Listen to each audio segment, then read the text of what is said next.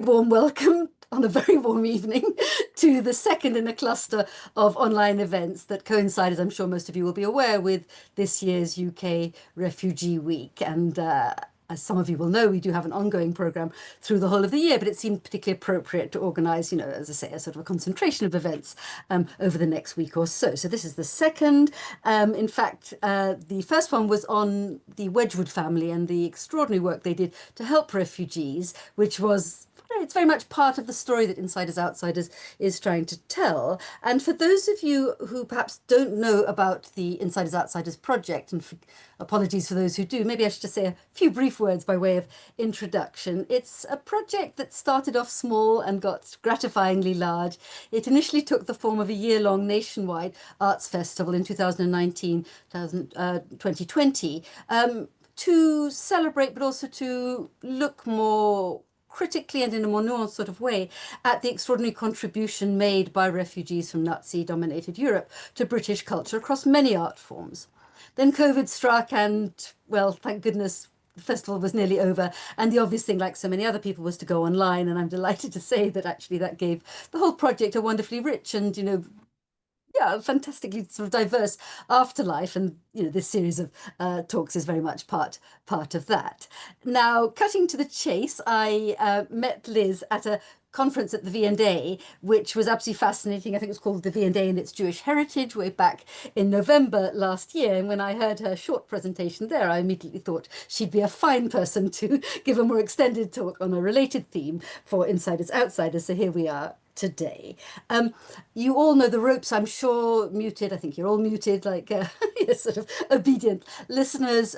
In terms of responding to Liz's talk, by all means start typing in any questions or comments you may have in the chat as we go along, but there will be an opportunity obviously for a Q&A and a discussion afterwards. The talk is being recorded, so if you don't want to see yourself made visible, then just make sure the camera is off, but it will give people an opportunity, of course, to revisit the talk afterwards. Lovely. So I think without further ado, let me introduce Liz briefly. She's a lecturer in cultural and historical studies at the London College of Fashion, and she also runs her own vintage business. She's the author of Wholesale Couture, London and Beyond, 1930 to 1970, which was published in 2023, and also the co-editor of a book called, or an anthology called Everyday Fashion, Interpreting British Clothing Since 1600, a nice small subject, Liz, which also was published in 2023. She was awarded her PhD by the University of Brighton, which, I don't know if you're going to mention this, has a very rich design archive within it, in 2018. Lovely. So I think without further ado, let me hand over to Liz. Fantastic. Thank you so much, Monica. Right, I'm just going to get my slides up. Okay. Okay, can we see the slides? All good, I think, yes. Perfect, excellent. In that case, I will make a start. Owing to Nazi persecution of Jewish people, the 1930s saw an influx of creative, talented Jewish entrepreneurs, designers and makers arrive in London from continental Europe. Whilst many had highly successful businesses in their own countries, the majority fled their homes with almost nothing, having to effectively start again on arrival in Britain. Through garments and archival material, this paper tonight will recreate the remarkable story of one of London's most significant ready-to-wear fashion businesses of the 1940s, Rima, and its founders, the Neumann family, who were Jewish refugees from Austria. So I want to start off first with a little bit of background and to set my research within wider fashion and design history. Recently, there has been increasing recognition of the contribution Jewish people have made to the London fashion trade. Two notable publications of the past 5 years have dealt with these themes. Anna Nyberg here tonight.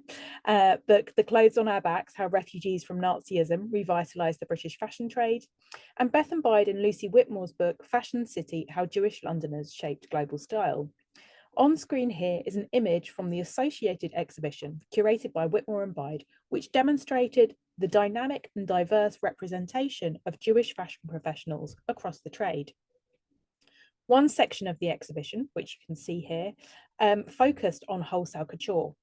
Firms represented included Coopy, W.O. Marcus and Frederick Stark. And you can see two Frederick Stark garments on screen here. And Frederick Stark was actually the subject of my PhD. So these three businesses that were represented within the exhibition, within Fashion City, were really closely associated with Rima, the company I will discuss today. But what I want to do first is kind of give a bit of an explanation about what wholesale couture was, this sector of the industry that Rima was involved in, and how did this kind of operate. So between the 1930s and 1960s, the term wholesale couture was used to describe the pinnacle of London's ready-to-wear fashion industry. Sometimes these firms were also called model houses. And you can see this represented in this Fashion Trade Weekly article where it's discussing the model house problem.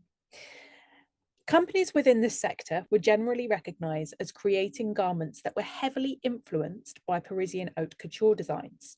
However, the copies and adaptations wholesale couturiers created were not counterfeits, and there was no attempt to deceive customers into believing they had acquired a couture piece. These were garments that, while still perhaps perfumed with the scent of Parisian couture, had been altered to suit the lives of middle-class women, the primary customer base for wholesale couture.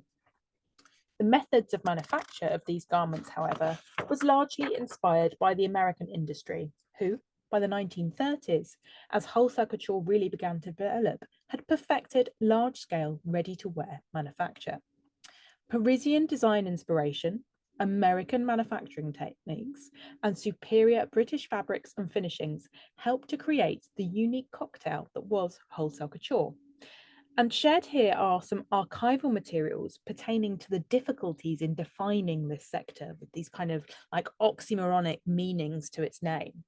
Richard Porter of the wholesale couture firm Vivian Porter & Co. wrote, "A wholesale model house is a manufacturer who produces models, repeats and special measure orders for sale to exclusive export and home retail businesses to a standard of production equivalent to no less than 21.25 man hours per garment." So actually quite a lot of man hours associated with these pieces. These, I should point out, were fairly expensive garments. Wholesale couture pieces often retailed at upwards of 20 guineas in the late 1940s. So this is really the very top end of ready-to-wear production we're talking about. Board of Trade records as well illustrate the difficulties in defining this sector. One source suggested that it was, quote, impossible to define the class of firms involved. Trade estimates of the number varied very widely, from anywhere from half a dozen to upwards of 50. And these were generally kind of moderate sized firms who had a turnover ranging from about £30,000 a year to 150,000. In my estimations, from extensive research into this sector, by the late 1940s, I would class around about 35 firms who were operating in the wider fashion trade as wholesale couture. A large number of these firms were established or run by Jewish émigrés. So they're within the 35 or so firms. Around 10 were established by refugees who'd come over, who had escaped Nazism. So these were refugees who arrived in the 1930s.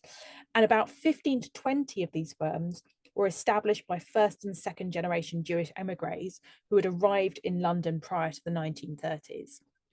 And actually, you see quite different backgrounds from these sorts of people who are involved, and they're coming really from quite a broad swathe of Europe as well. But I'm going to focus just on one manufacturer today. So let me turn now to discuss Rima. Rima was established by two Viennese immigrants, Leo, born 1910, and Greta, born 1909, Neumann. And they established Rima in 1939 at St. George Street in London. Now, this address, somewhat confusingly, is sometimes described as Hannover Square, but this was a sort of an association with Hannover Square, really. St. George Street is actually just slightly off of Hannover Square. I'm afraid I have no photos of Leo and Greta to back up this paper, which is a real shame. They're one of the few fashion businesses I've researched that I don't have any kind of visual evidence of what they look like, which is a real shame, but I know so much about them despite this. So what I've shared here instead, to give you an early flavour, is some of the really early material relating to the company that I have. So as I say, they established this business in 1939, and the earliest evidence I have of that, the business within the sort of fashion press and also the trade press, is from 1941. So here you can see an editorial which features a Rima suit. So the Rima suit is the black one with the kind of curled detail at the top of the collar. And in this editorial from Harper's Bazaar called 5 Smart Suits from January 1941. And there's also here as well an advertisement that Rima have placed in Harper's Bazaar from March 1941. So these are kind of the two earliest examples I have of what they were producing. So Leo and Greta had arrived in London in 1938. So just before the war started. Well, I think they arrived in about June or July 1938. So they're coming about a year before the war starts. And they were actually closely followed as well by Leo's parents. So Leo's parents came as well, and that was Teresa and Heinrich, or Henry, you use both names. So Teresa was also born in Vienna, like Leo and Greta, and she was born in 1882. And Henry, Leo's father, was actually born in Budapest in 1874. So yeah, from a fairly diverse area. So prior to arrival in London, the Neumann family had actually run a really successful fashion business in Vienna. One document suggests that they had run their business in Vienna for about 34 years. So the business was established by Heinrich Neumann, but Leo and Greta were also involved in the business when they were living in Vienna. So this business, located on Vienna's Kartenstrasse, which is really like the main shopping thoroughfare in Vienna, was called Old Bond Street. And you can see a Women's Wear Daily editorial featuring the business on screen from 1934. This store catered to Vienna's elite, and according to Women's Wear Daily, created, quote, tailored clothes in English fabrics for smart Austrians. So they obviously, even in the 1930s and perhaps even before this, they already had these kind of links that they'd established with English, British fabric producers. And whilst I cannot confirm this for absolute certain, I imagine that's why they were able to escape Austria when they were, because they already had these established business connections in Britain. The choice of an English name for this business was striking. As Jonathan C. Kaplan has argued, English language names in Vienna stood as expressions of quality. As he goes on to state, sartorially, France and England had a great impact on both female and male fashions in Vienna. What's also interesting, I think, about the Neumanns when we're thinking about their business and these kind of ideas of heritage, meaning, value, the Neumanns' Viennese heritage by the late 1940s, it actually offered a level of prestige for their business, Rima, in London. The couple's Viennese design experience, combined with the high quality British fabrics they used, singled them out for fashion buyers in Britain and further afield. So I'm now going to turn to talk a little bit about specifically about Leo, really, his early experience in London when he arrived.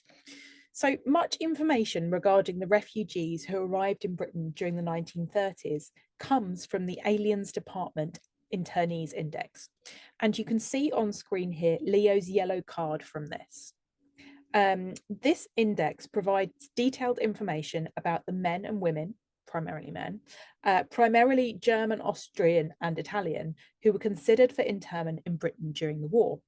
The majority of index cards, like the one seen here, were initially issued in September 1939, and then these cards were later used for tribunals in the early 1940s, when large numbers of resident aliens were interned following panic in Britain about the course the war was taking.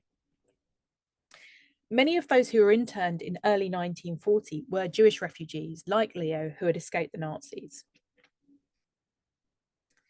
So both Heinrich and Leo were briefly interned in 1940, despite their refugee status.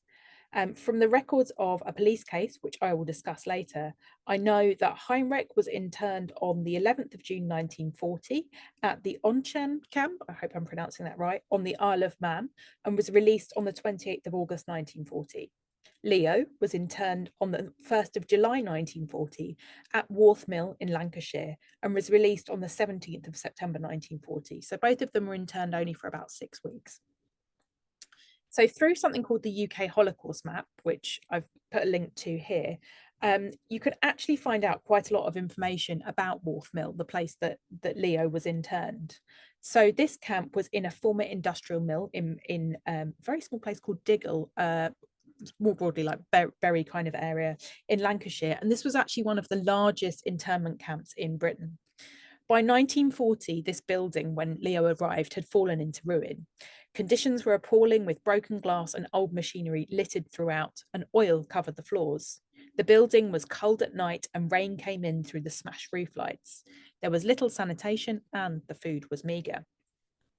Apparently, according to the UK Holocaust map, the organisation was particularly brutal and chaotic. The prisoners were mostly Italians who had lived in Britain for a long time. There were some Jewish refugees as well, but really sadly for these people, they were forced to basically mingle with known Nazi sympathisers. So it must have been really, really difficult conditions in this internment camp. There were no beds, people had to sleep on straw, and disease was rife. It was reported that up to 2,000 men could be accommodated on the 3 floors of the old factory. So you can tell just by this account of what Wharf Mill was like that it was pretty awful conditions that anyone who was interned there had to deal with. So why and how were the Neumanns released? So Heinrich was released owing to his age and ill health. I'm not going to try and pronounce what he had, but he was really quite sick, so it's quite understandable that he was released quite quickly. And Leo was actually released, and you can see this here. I think it's at the very top of the oops, I've accidentally clicked forward. It's the very top of the document. So Leo was released through what was called Category 14. And Category 14 meant that he was an employer of 12 or more British employees engaged in work certified by a government department to be of value to the community. So basically, the fact that he ran a successful fashion business was the reason, and also a successful fashion business that was producing quite a range of garments, was actually the reason that he was able to be released from internment. Leo was one of a considerable number, actually, of fashion manufacturers I've researched who was interned. And I think these records really highlight the many difficulties that British refugees in Britain experienced. And also that for many, maintaining businesses during the war in London was really not straightforward, as they were singled out for their alien status. I can't imagine how stressful it would be to go through the process in 1939 and be like, no, you're fine, don't worry about it. And then by 1940, be like, actually, we're really scared of you now, we're going to intern you, and all of the process that manufacturers like Leo went through, basically. Things actually got even more challenging in many ways for Leo in 1941, when he was involved with a really complex court case relating to bribes for releasing Jewish refugees from internment. So to provide a short summary, this document on the right-hand side of the screen, this comes from these court and police files that I've looked into. So in 1940, a Home Office employee called Charles de Tame became involved with Leo. De Tame was a neighbour of Leo's parents and had let Theresa, his mother, know that Heinrich was being released for internment. This started a chain of events whereby the de Tames and the Neumanns became friendly. So initially, it was a friendship between the de Tames and Leo's parents, but over time, what happened was that Leo also met Charles de Tame and his wife, and Leo essentially passed a list of names over to de Tame of Jewish refugee internees whom he knew to be pro-British and upright citizens, and what Leo felt was deserving of immediate release from internment. Some of these people were also involved with the fashion trade. Some of these were people who were friends from Austria, and others were people that Leo had met whilst he was interned. And in this quite complex case, Leo stated, quote, "I did not mean to do anything wrong. I was anxious to help those pro-British internees that would be harmless and more useful outside than interned. Having been interned myself, I know what it meant to come to a country as a refugee from Nazi oppression and being only too anxious to help England to find oneself in an internment camp." So from the police case, it's actually a little bit unclear precisely what happened in the course of what was going on. But what I can deduce from this is that Leo procured money from the families of the internees, and then Detain tried to ensure their release. So Detain worked for the Home Office, and the principal part of his job was the consideration of applications for the release of enemy aliens. And he was one of about 20 to 30 officers who was employed on this type of work. What I think he was doing from this is he was effectively fast tracking, that's the only way I can think of describing it, a number of internees whose names Leo had given him. The court record suggests he was bribed, but this is kind of open to interpretation, I think. So for getting these people released, he was given anything from a few cigars to £50. Obviously, £50 is a lot of money in 1940, 1941. Now, I think it's understandable perhaps that this activity was in one way or another criminal. Leo seems to suggest in the files that he didn't think that what he was doing, there was anything wrong with this. He was just really eager to help his friends. But I think probably he must have understood that this wasn't quite above board. Anyway, Leo was fined for his sort of part in this. He was fined £75, and Detain actually went to prison for 4 months for this activity. The last document in the files from 1941 actually suggests that the police felt that Leo should actually be re-interned because of this. However, he wasn't, and I'm unsure why he wasn't re-interned, because the records don't tell me why. But I do think it's interesting, that they considered it, they wanted to re-intern him, but in the end they decided not to. And the document on screen, just to provide a little bit of information about this. So this is one of the letters that Leo sent regarding his hopes to get Frau Diener's husband released from internment. For me, this was a particularly interesting document because it's on headed paper for the business. And you can see as well in the top corner where it says about him being Austrian. This was essential if you were an émigré and you were not a naturalized British citizen. You had to put your nationality on these official documents like this. All in all, however, what I think is really interesting about this case is I think it speaks of the sad desperation of families. Many of these men had been imprisoned in Austria, and then they'd escaped to Britain and then had become imprisoned in another way when they arrived here. I actually only even began looking at this case because it pertained to a man I'd researched the fashion business of. I wasn't looking to try and find information about internees or anything like that. I'm unsure how common this kind of thing was, but I do think this adds some really interesting background to Leo Neumann's life and, this involvement with this court case, this trying to get these other people released, and speaking really of this importance of these wider émigré networks that are so, well, significant really in the wartime period. You might think after what happened and Leo's sort of involvement in this case, being fined, all of this, that this might make Leo somewhat less pro-British than he was before. However, this was not the case. And by the end of the war, he was keen to fully pledge his allegiance to Britain and become a British citizen. And in 1946, Leo became a naturalised British citizen alongside the rest of his family. One other thing that's quite interesting within this is that he very, very slightly changed his name. So his surname originally was spelt Neumann, so the sort of German-Austrian spelling of Neumann, but he changed his name to Neumann instead, so more akin to the English spelling of Neumann. Now, the decision for the family to change their name, particularly after the war was over, may seem surprising, especially as by this point, the family was well established in Britain, and there had been also this prestige associated with their original surname when they'd been based in Vienna as well. And when they'd been based in Vienna, they were selling their garments internationally. We know this.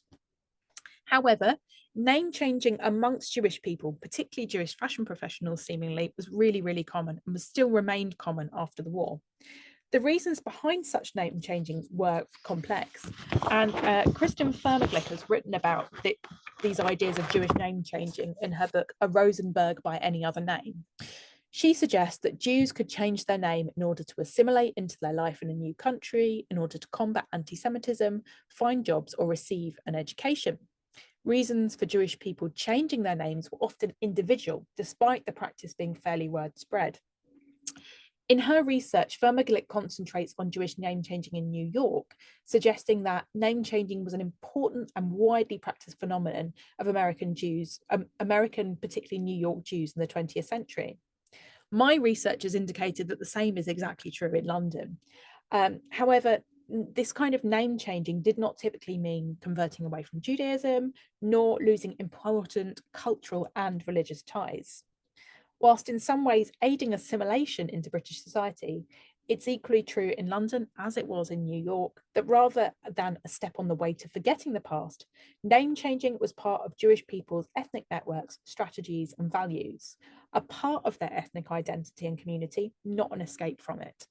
In the case of Neumanns, I actually just think it was really them trying to get their name spelled correctly, because they were so, prior to them changing their name, their surname was spelled differently in so many different articles. It actually made them really hard it made it really hard to trace the business. But then once they changed their name to the English spelling, their name is only spelled correctly. So I now want to turn to think about Rima and the clothes that they produced. How did the garments that they were producing manifest themselves in what I described as the English tradition? And this is borrowing from a Women's Wear Daily article. So on screen here is one of my most prized possessions. This is a 1941 jacket made by Rima. This jacket was purchased from an American vintage dealer in Ohio in 2021, and it would have originally been part of a full suit. And you can see the full suit in this Harper's Bazaar editorial here from June 1941.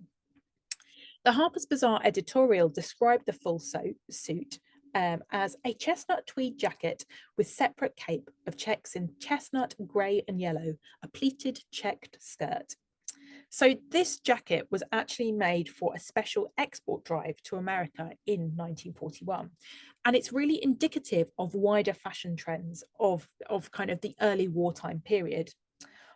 I haven't been able to find out precisely who manufactured the specific textiles in this case, but I'm fairly sure that this would have been either Scottish or Yorkshire woolens used. And this is because the trade drive more widely, it was very, very prominent on kind of like Yorkshire and Scottish, particularly kind of borders, area Scotland kind of tweeds that were used. This jacket is simple in shape with padded shoulders and would have gently followed the contours of the body. It's a softened version of the mannish tailoring that was really becoming very popular in London during the early years of World War II. The main design feature is, however, the unusual flash of contrast tweed around the buttonholes. The workmanship of this piece is particularly fine, with many elements finished by hand. Careful workmanship was particularly desirable in the American market and was seen as one of the key selling points of British ready-to-wear. And I just really wanted to put this example in to show you what tangibly Rima were producing despite the difficulties of wartime, basically. Now, by the end of the war, the Neumanns business was incredibly successful. So they were producing their wholesale couture garments under the label Rima, and they were also producing utility garments under another label, which was called Rima. And you can see advertisements for both of these arms of the business here. The advertisement on the far right of the screen actually shows their Rima's showrooms on Bruton Street. And I think that's lovely just to have that there. But you know, they were producing a real range of garments actually, although I would say compared to other manufacturers, they probably produced largely sort of evening dresses and suits were high in the product lines of what they produced. Now, the majority of wholesale couture firms operated as family businesses, with husbands, wives, brothers, sisters, and children involved at different levels of the business. Typically, the family patriarch took on the role of company director, whilst their wives or partners became style advisors, models, or designers for the company. However, in the Neumanns case, we do know it was a little bit different. So Leo and Greta Neumann were actually both creatives. Greta designed garments, whilst Leo designed some of the fabrics and also ran the business. However, particularly in the immediate aftermath of World War II, the Neumanns worked very closely with a number of different fabric producers to make their garments.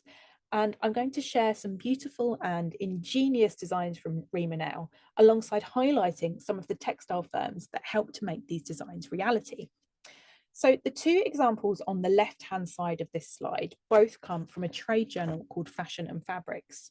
And I've used Fashion and Fabrics lots in my research. If you're interested in sort of fashion history of the 1940s, I really would recommend looking at Fashion and Fabrics because it was one of the rare trade journals that was actually published largely in colour. So you get this amazing idea of the vibrancy of these designs. I also want to apologise about the quality of these images. These are from quick photos I'd taken at the British Library, so they're not the best quality, but you do at least get an appreciation of what these garments look like.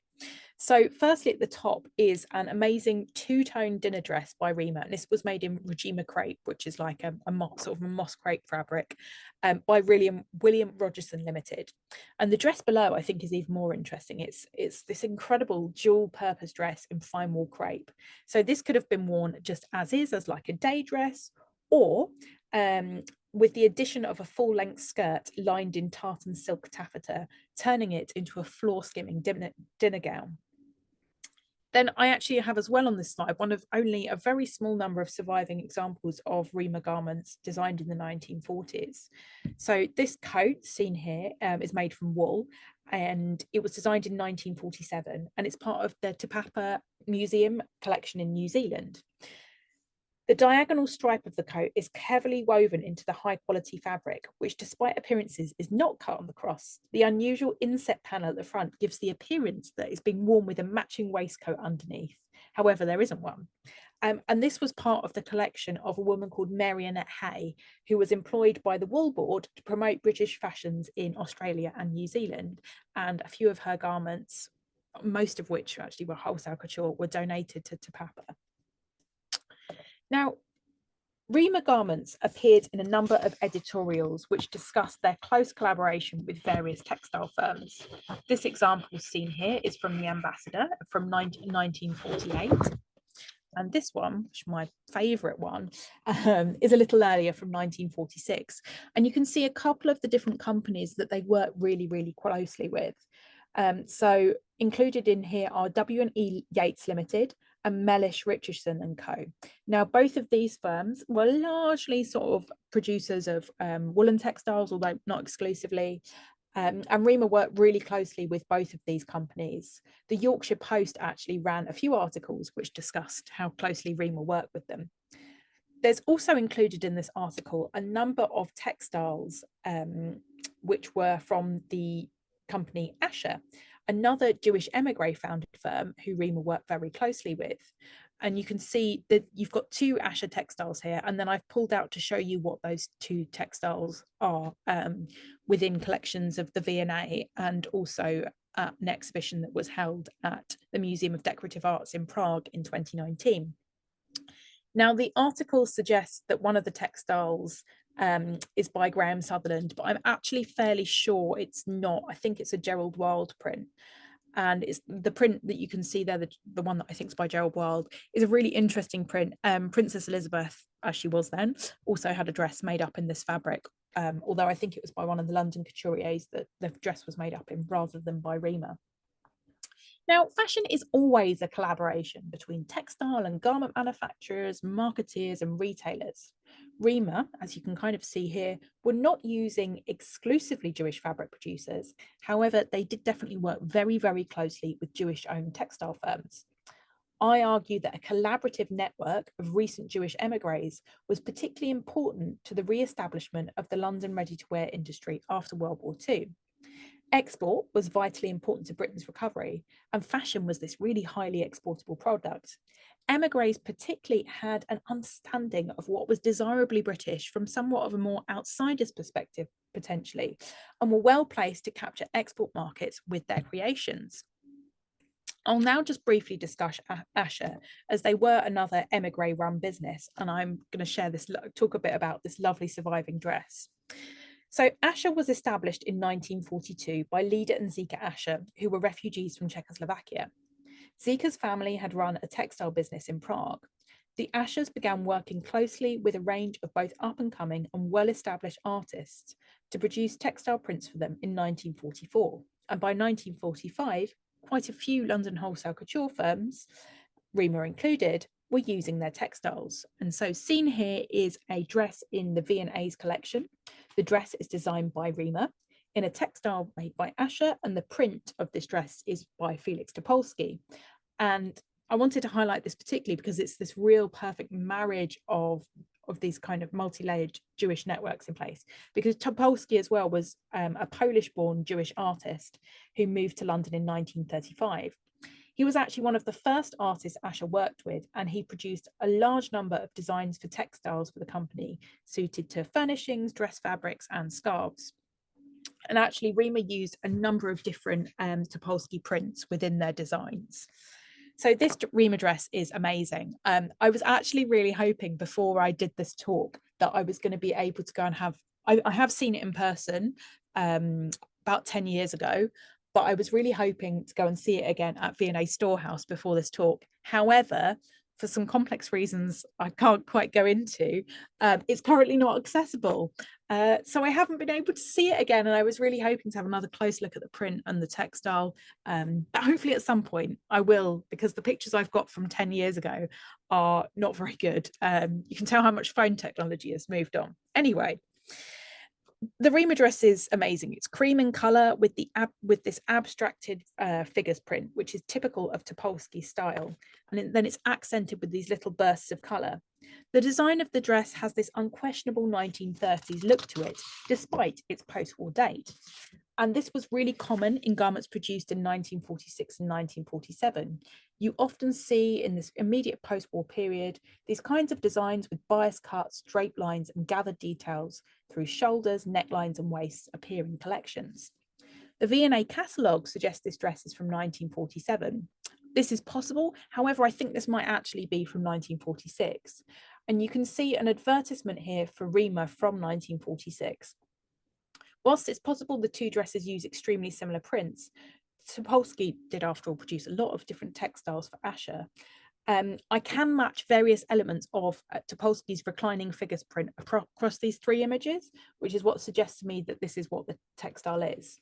The garment silhouettes, obviously, of these two pieces are different, but it was a very common practice. If you were buying one textile from a manufacturer, you would make that up in various different styles. So that would really make sense. So as far as I'm aware, there's really not much that survives by Rima, or at Rima actually as well, from the 1940s. I'm a long-time vintage collector, and I've had quite a few 1950s Rima pieces pass through my hands, but the only 1940s pieces I'm aware of are this V&A dress, the coat I shared previously, and a dress from 1949, which is in the Manchester Art Gallery collection. I don't unfortunately have a picture of this, but I have seen it. If anyone knows of any more examples, I'd love to know. But why do I consider Rima to be one of the most significant wholesale couture houses? Now, Rima was a member of something called the London Model House Group, which was established in 1946. This organisation brought together the leading figures from across the wholesale couture trade and sought to essentially organise the sector for the convenience of the British and international retail trade. Rima was also one of a small number of wholesale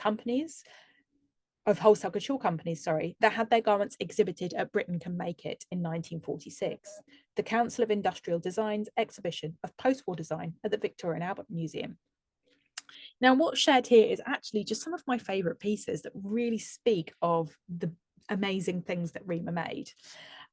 You've got here this amazing rayon crepe dress, which might have been featured at Britain Can Make It. I can never quite work it out from the images whether it is this design or not. So this is definitely made from rayon crepe, and it has this incredible bejeweled snake, what it looks like, which has been sewn onto the front. I also really like this other suit from Rima that you can see here. This suit is from 1949, and I think it's kind of illustrative of the success at home and overseas of Rima, just to explain. So in 1949, something called the Register of the Register of Manufacturers of High-Grade Outerwear was brought in, and Rima were added to this.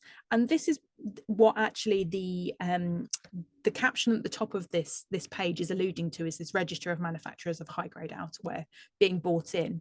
And yeah, so Rima were added to this list, which was really pointing to the fact that they were at the very top end of the fashion trade.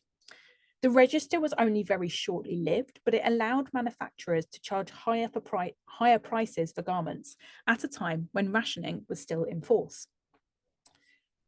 The suit I'm sharing here was from around the time the regulations were introduced, and it's really one of my favourite pieces by Rima because it's this amazing checked cape and how the check detailing has been pulled through into the suit as well. I just think it's a really beautiful design. Rima were a highly successful firm in the 1940s and also through into the 1950s as well.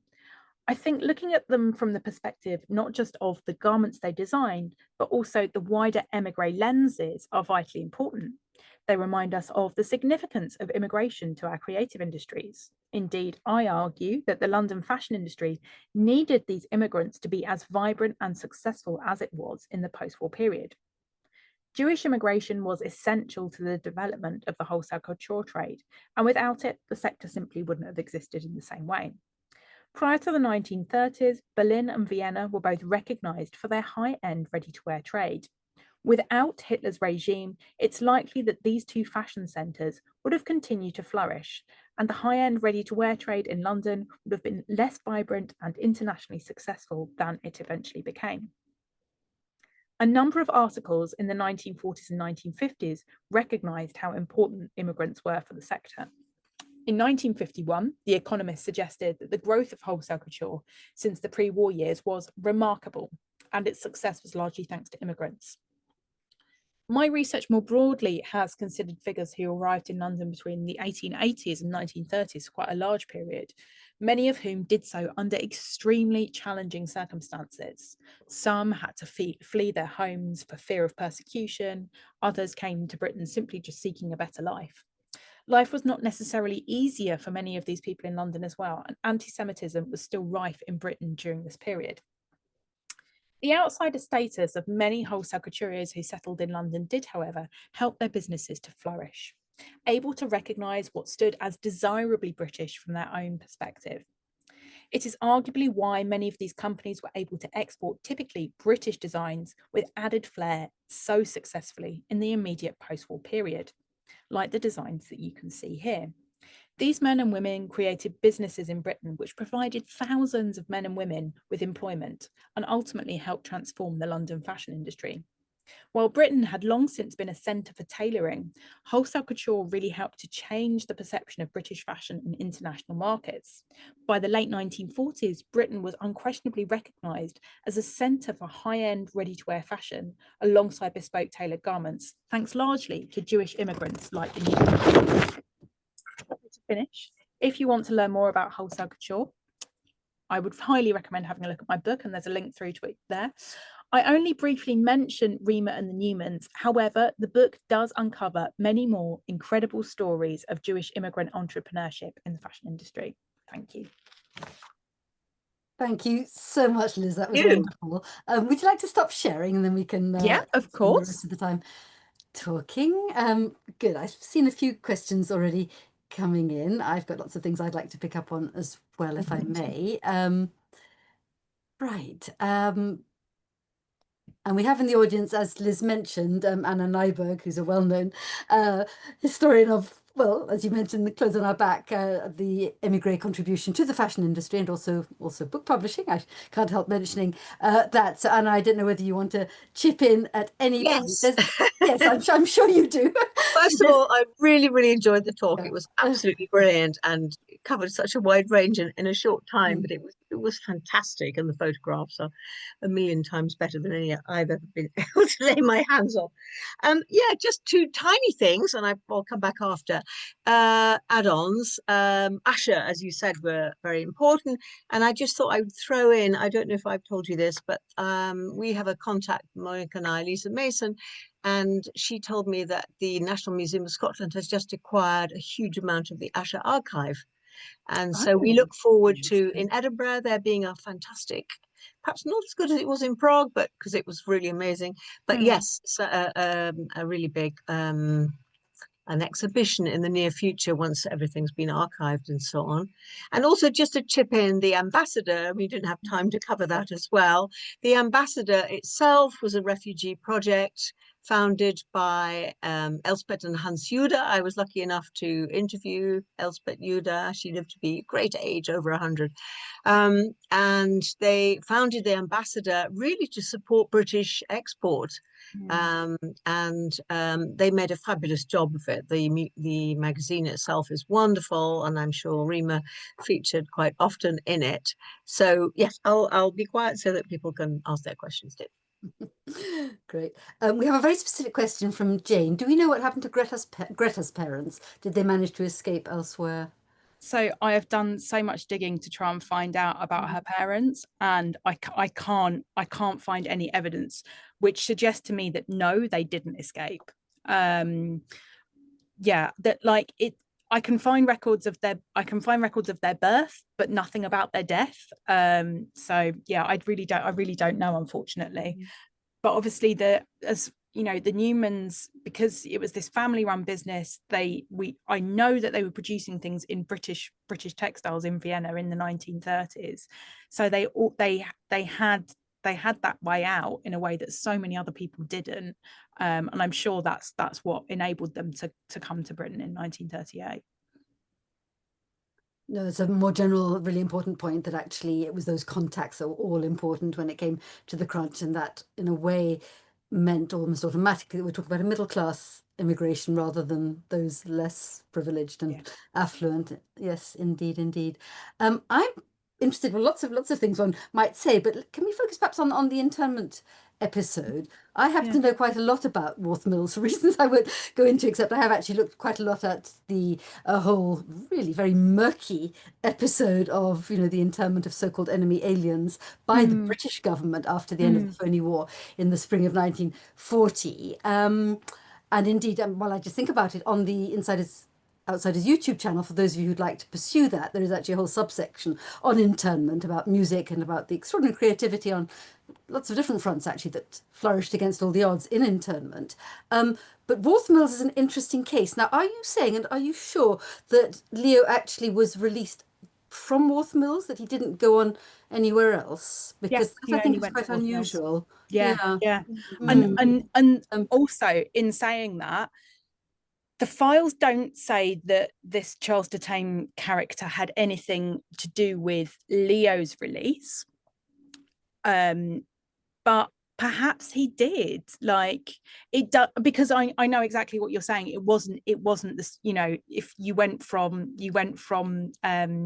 Worth Mill often onto somewhere else, like that's what I've seen definitely with other people. But yeah, it was the only place he was, and he was only there for 6 weeks. No, because Monica, we think of Worth Mills as a holding camp. Yeah, really. It was very much a transit camp, which is why I'm intrigued. And the conditions were totally appalling. There is actually somebody called Richard Shaw up in who lives in Bury. He's a filmmaker. Did a wonderful project called quite directly the Worth Mills Project, and I was just checking, in fact, before this session, and sadly the website doesn't appear to be up and running anymore, but if you do a search for Worth Mills, you'll find lots of material relating to that really excellent project. And indeed, there's somebody else, Liz, while I just think about it, called Errol Gross up in Manchester, who I got talking to quite by chance just about a week ago, who's doing research on Worth Mills, and I would love to put you, if I may, in touch with him, because I think this idea, yes, the kind of bribery, that's really interesting. I've not come across that myself as an issue. I didn't go looking at those files went looking at them because it was associated with a name who I'd researched, and I'd done all of this digging when I was writing the book about. I went through all of the manufacturers I've researched and went through all of their I can't remember the name of them, the yellow cards that they were the index cards. And at that time, I didn't look at this case file. I'm not even sure why I didn't. But then after I'd finished the book and I was doing some other research, I did a bit more digging. I was like, oh, I'll have a look at it. And it is a massive file. This is huge. This court case. And yeah, I don't know whether it is an unusual case, because, you know, interment isn't the focus of what I normally look at, but it seemed to me quite a striking thing. Obviously, there were only about 20 to 30 people who were involved with getting internees released, and Charles Detain was one of these people. So realistically, there's only going to be at most 20 to 30 of these cases that exist if it was a widespread thing, because there just weren't that many people who had the not the skills, like the authority to be able to do that. So yeah. No, I mean, we know, for example, George Bell, Bishop of Chichester, was fiercely anti-internment, tried to help. Josiah Wedgwood, who we heard about just a few days ago, Eleanor Rathbone, Kenneth Clark, you know, director of the National Gallery, also did what he could. I mean, there were people who were genuinely trying to prove that these people were indeed, as you said, of value to the nation, you know, they could contribute in their different ways. But that's a very interesting case. Indeed. Moving on, I've got Alan Mann here asking two questions. I don't know if you can see the chat. Could ordinary housewives buy the patterns to produce similar designs? That's one question. Did any of the Rima or Trima couture appear in any post films? Any post-war films? So what's interesting within this is you ask about buying patterns. Now, because of the sector of the market, no, they didn't sell patterns of these designers' garments at all. It's normally that kind of pattern process is actually generally with sort of like true haute couture designers was way more common than this sector of the market.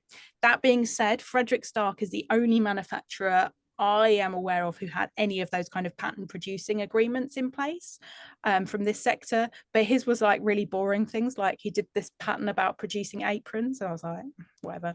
Anyway, but no, it's not that common. What I would say is, whilst these garments may seem extremely expensive, when I was doing some oral history work in the process of doing my PhD, something that I was really struck by was actually people from more like a working class background even buying garments from like wholesale couture garments in the 50s, which I would have thought were completely out of the league of what people might have been able to afford. But it's all that kind of idea of sort of saving up and buying something rather than you know buying multiple of garments. When I was doing this research as well, I was kind of asking my nan about it. She was still alive at the time, and she sort of was the right age, and it did make me laugh, because she was like, no, that was all far above me. Don't ask me those kind of questions. But I do know, in some instances, people were definitely buying these because of the vintage garments that I've acquired over the years. In terms of the film question, I cannot remember off the top of my head whether Rima was involved with a scheme I've researched or not. I think they were. So there's something called, the acronym is PIFL, Production Facilities Films Limited, which helped put a lot of wholesale couture actually into British films. I know that it's gone from my head now who was definitely involved, but quite a lot of films that were produced between 1947 and 1949, sort of British films that were J. Arthur Rank Productions, did use wholesale couture.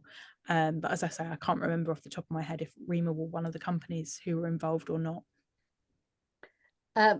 There's a lady called Marion Black. You look as though you might want to say something. I don't want to put you on the spot, but were you wanting to? Marion, do you want to unmute yourself? That's it. Well, I've been sort of pondering, because I can vaguely remember ration books and everything was, difficult to obtain. But you said some of these garments were very expensive, but I've never thought of it before. But how would people obtain them if you had ration books? Because I think it was very limited in those days what you could buy. So yeah, it was pretty limited. The thing is, rations don't you're rationed to a number of coupons you can use, but that doesn't mean it's rationed in terms of the prices garments can be. So you might be buying, it's the different two people might be buying one coat that's costing £3 and one coat that's costing £20, but that costs the same number, but it's the same number of coupons that are involved with that purchase.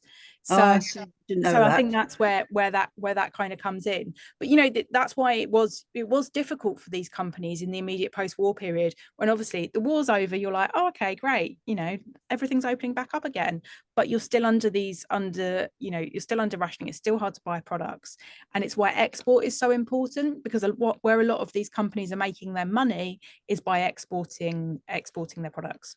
So Rima, I think, we're exporting about 25% of their overall production overseas, which is obviously quite a lot.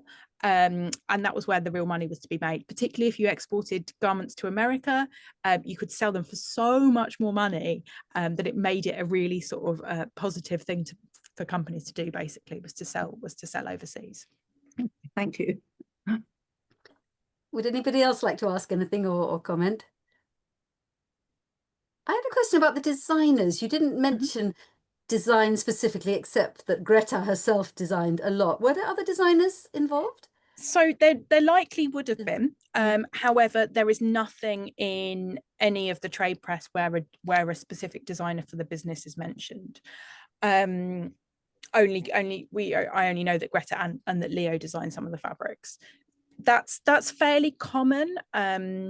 That's the case. The only way that generally I've been able to find out more information about, you know, designers working in businesses from this sector is actually in things like, this is going a little bit later, but looking at the Royal College of Art and seeing where people who finished the fashion course at the RCA, what businesses they were going to work for. So that's where I've been able to find information about designers, and then sort of like backtracking those names and looking in different places. So yeah. Oh, another question from Alan, a good question. Did they sell their former business in Vienna, or was it Aryanized, appropriated, and then came under the Adefa label? Alan obviously knows a lot about this terrain. There's no evidence of the business post 1938. It just disappears.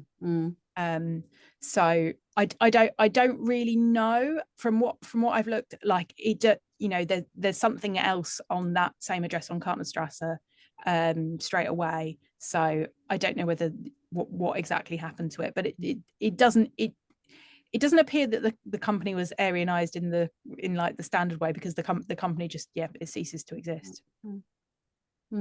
Also, I couldn't help noticing there were 3 directors. I think one of the headed letters, Jeffson and Kitson. Presumably these were British-born individuals, or not, and what was the relationship between them? So I found scant information about the other directors who were involved with the business, but in that period you had to put on your headed letter paper and stuff like that, if you weren't British born and a naturalized citizen, you had to have it on there. So they must have been British, but they could have also been Jewish émigrés, for all I know, that had been here for a longer period. It was probably pretty likely that they were, to be honest. But yeah, I haven't. Unfortunately, it's like a bit of a common name case where, you know, without a full name, you get that sort of tricky thing of being able to track anyone down when it's just described as Mr. Kitson and anything. So, and as you say, names change, so that doesn't help. I mean, obviously. But my understanding was that actually refugee companies had to have a British director on their board. That was certainly true of all publishing companies that I researched. That started. I believe that's true. So anything that there is one company I've looked at that didn't, but I'm not sure if that was just a weird anomaly and they kind of got away without having one, but everyone else did. So, or maybe it depended on the size of the company, perhaps. Yeah, actually, that's a good point. Perhaps it does. Yeah. But certainly almost all of the ones I have researched where it was sort of fairly newly arrived émigrés, they did have a British director on the board. Yeah. So much still to be found out as ever. Okay, it's nearly 7 o'clock. So if anybody would like to raise a virtual hand, perhaps, or just speak out, now is the moment to do so.